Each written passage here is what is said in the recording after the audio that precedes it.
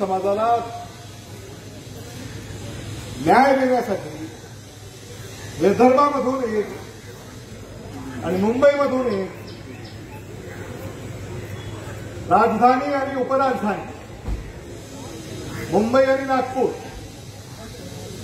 आपले नेते नितीन राऊतजी, वर्षा गायकवाडजी यांना प्रतिनिधित्व दिलं, आपले केसी पाडवेजी.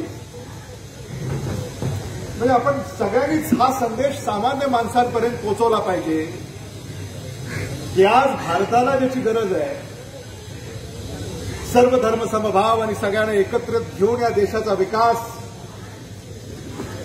करण्याची जी काही मानसिकता, भूमिका,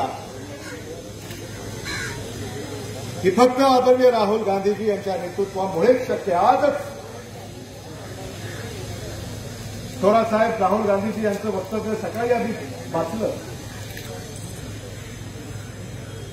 मी सत्य बोलणार, मी सत्याच्या मार्गावर चालणार, माझ्यावर कोणाला कितीही टीका करायची करू द्या, सत्य जिंकणार आणि असत्य पराजित होणार.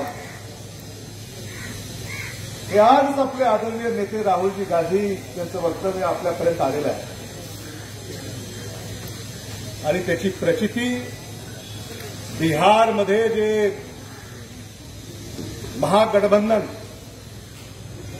आदरणीय राहुलजी गांधी यांच्या नेतृत्वाखाली जे सत्ता परिवर्तन आता काही दिवसामध्ये होणार आहे, काँग्रेसचा तिरंगा बिहारवर फडकताना आपल्याला लवकरच पाहायला मिळेल.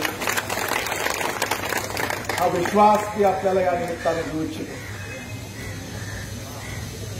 मध्य प्रदेशमध्ये सुद्धा काही चमत्कार घडणार आहे असं आम्हाला सुनील केदारजींनी कालच काढत सांगितलं. कमलनाथजी तिथं नेतृत्व करतायत.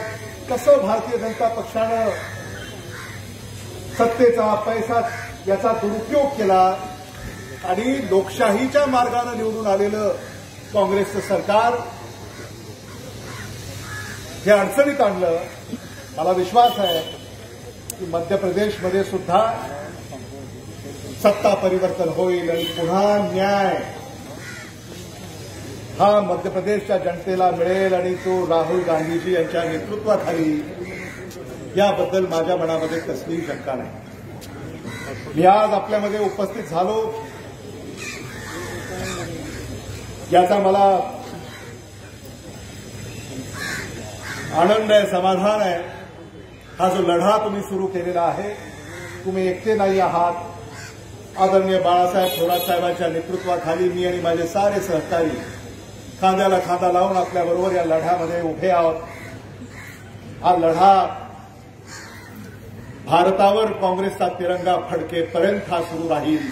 धन्यवाद. जय हिंद, जय महाराष्ट्र.